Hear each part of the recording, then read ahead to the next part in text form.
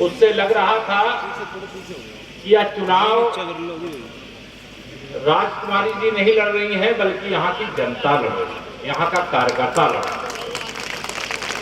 तो जोर से नारा लगाना चाहिए, सदैव जोश से भरे रहना चाहिए। बोलिए भारत माता की जय, जय श्री राम। आज भारतीय जनता पार्टी पिछड़ा मोर्चा के तत्वाधान में बहन राजकुमारी जी के समर्थन में आयोजित इस सभा में हमारे क्षेत्रीय अध्यक्ष, स्वास्थ्य नहीं ठीक है, फिर भी उपस्थित श्री मोहित बेनीवाल जी, हमारे प्रदेश के महामंत्री, विधान परिषद के हमारे सदस्य श्री अनूप गुप्ता जी, हमारे जिला अध्यक्ष श्री विजय कुमार शुक्ला जी, हमारे इस जिले के प्रभारी श्री सत्येंद्र सिसोदिया जी, प्रदेश सरकार में हमारे सभी माननीय सहयोगी मंत्रीगण, क्रमशः श्री कपिल देव अग्रवाल जी, कुंवर ब्रजेश सिंह जी, सोमेंद्र तोमर जी, जसवंत सैनी जी, सभी के बारे में कुछ जोड़ करके बताने लायक है, लेकिन मुझे बताया कि आप बहुत देर से बैठे, इसमें मैं सबकी विश्लेषण नहीं कर रहा हूं। सब जहां मतलब पार्टी कहती है वहां समर्पण भाव से अपने कर्तव्य का पालन करते हैं। हमारे यहाँ क्षेत्रीय महामंत्री और इस विधानसभा के प्रभारी श्री हरिओम शर्मा जी, जिला पंचायत के अध्यक्ष और चुनाव की दृष्टि से संयोजक डॉक्टर वीरपाल निर्वाल जी, हमारे छोटे भाई संघर्ष के प्रतीक श्री विक्रम सैनी जी, जिनके बारे में क्या बताऊं आपको, आप सब जानते हैं। हमारे प्रदेश के मंत्री डॉक्टर चंद्रमोहन जी, विधान परिषद के की सदस्य बहन वंदना वर्मा जी, पूर्व सांसद सुमनवीर जी, विधान परिषद के हमारे हरपाल सिंह सैनी जी, अभिषेक चौधरी जी, पिछड़ा मोर्चा के हमारे अध्यक्ष जिले के अध्यक्ष सुंदरपाल जी, हमारे सम्मानित विधायकगण अनूप वाल्मीकि जी, हमारे मेरे सभी नौजवान दोस्तों, मेरी बहनें, मेरे पत्रकार मित्रों, आप सबके सामने मुझे बस इतना ही कहना, देखो उत्तर प्रदेश हो या देश हो, अब आप सबको कुछ बताने की आवश्यकता नहीं है। आपने देश में माननीय नरेंद्र मोदी जी के नेतृत्व में 2014 से भारतीय जनता पार्टी की सरकार देख रहे और 2017 से आदरणीय योगी आदित्यनाथ जी के नेतृत्व में उत्तर प्रदेश में सरकार देख रहे हैं। और इसमें बैठे हुए बहुत सारे लोग ऐसे हैं जो हमारी सरकार देखने के पहले की भी सरकारें देखें, और मुझे कहने में कोई संकोच नहीं है कि दोनों सरकारों के बीच में जमीन और आसमान का अंतर।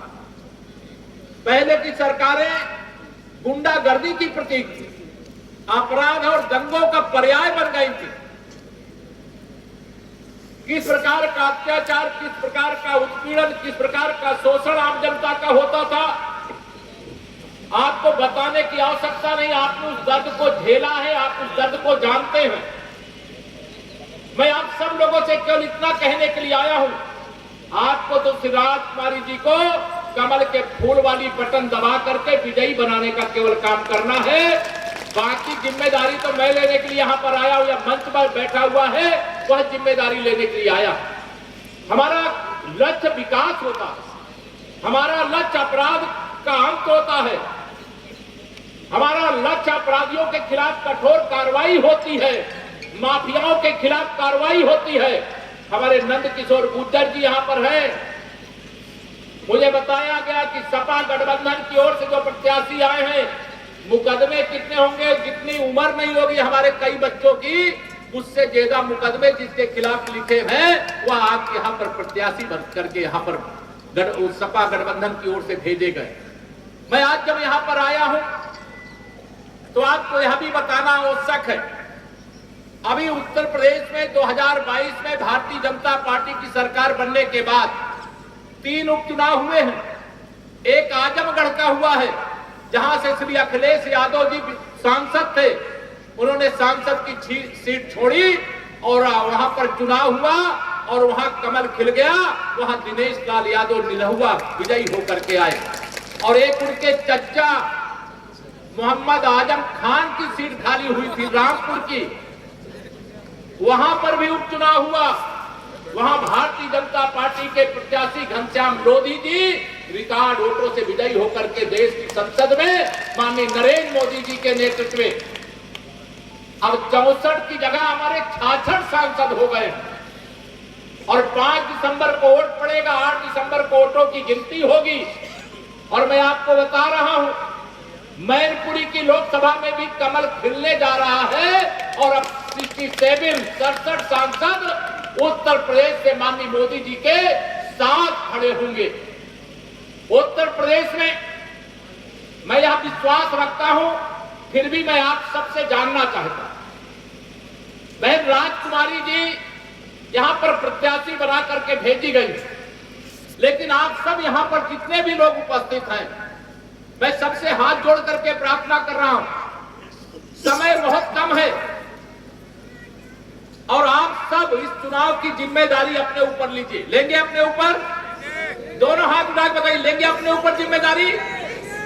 आप अपने ऊपर जिम्मेदारी लेकर के जाइए। आप सबको मैं भरोसा दिला करके या चुनाव आप अपने को प्रत्याशी मान करके लड़िए।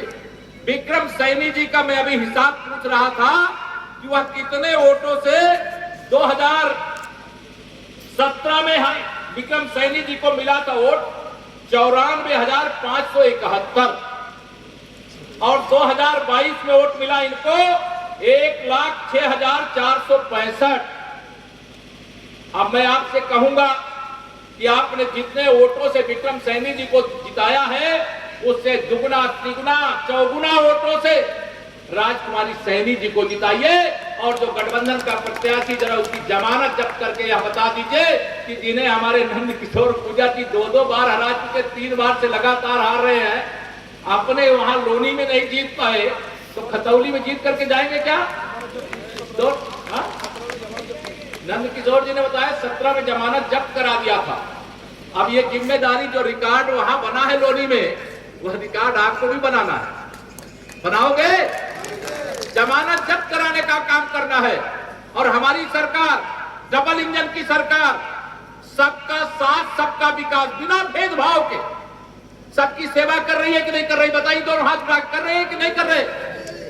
हमारी सरकार सबका साथ सबका विकास सबका सम्मान सबको आसान देते हुए प्रदेश को प्रगति के पथ पर आगे लेकर के जा रही है। एक समय ऐसा था जब कोई उत्तर प्रदेश में आना नहीं चाहता था और आज कोई बड़ा से बड़ा उद्योग लगाने के लिए आए तो आने के बाद वो जाना नहीं चाहता। हमारी सरकार ने भ्रष्टाचार का अंत किया है। यहाँ हमारे बहुत सारे किसान भाई बैठे हैं।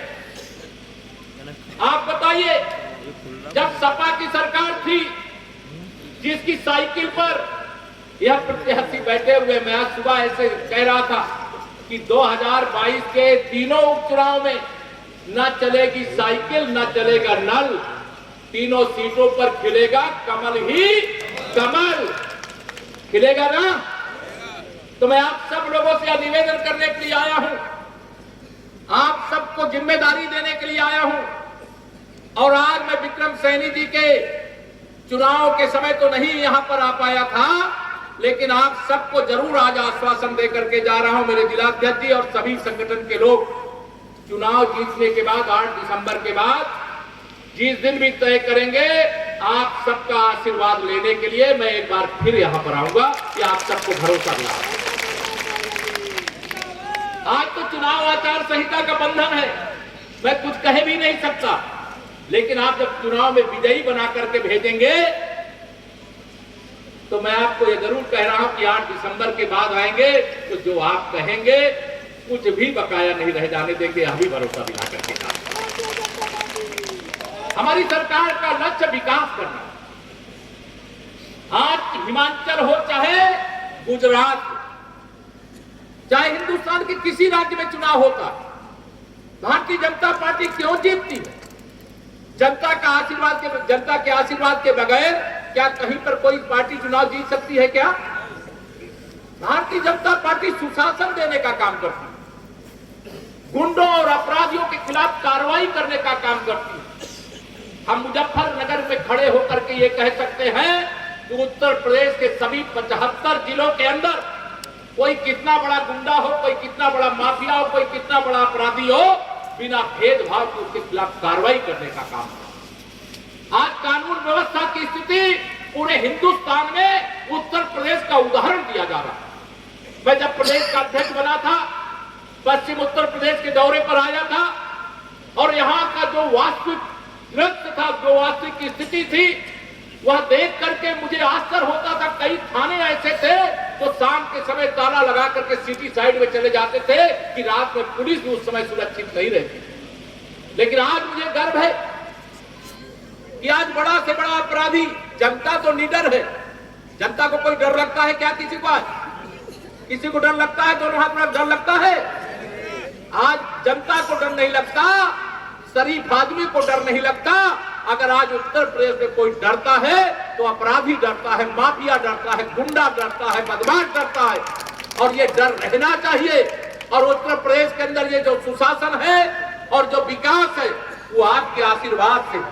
अगर आप हमें ताकत नहीं देते, अगर आप हमें आशीर्वाद नहीं देते, माननीय नरेंद्र मोदी जी के नेतृत्व में हम देश में सरकार नहीं बना पाते, तो क्या अयोध्या में रामलला का भव्य मंदिर बन पाता? क्या अगर आपने आशीर्वाद देकर के देश में सरकार नहीं बनाया होता तो जम्मू कश्मीर से कभी धारा 370 समाप्त होती? क्या अगर आपने आशीर्वाद नहीं दिया होता तो देश के दुश्मन जो हमारे सैनिकों को हमारी ही जमीन में घुस करके मार करके जाते थे, उनके खिलाफ सर्जिकल स्ट्राइक और एयर स्ट्राइक करके आतंकवादियों को पैदा करने वाली फैक्ट्रियों को पाकिस्तान में घुस करके तहस नहस करने का अवसर आता? क्या यह सब आपके से आशीर्वाद का ही प्रताप है।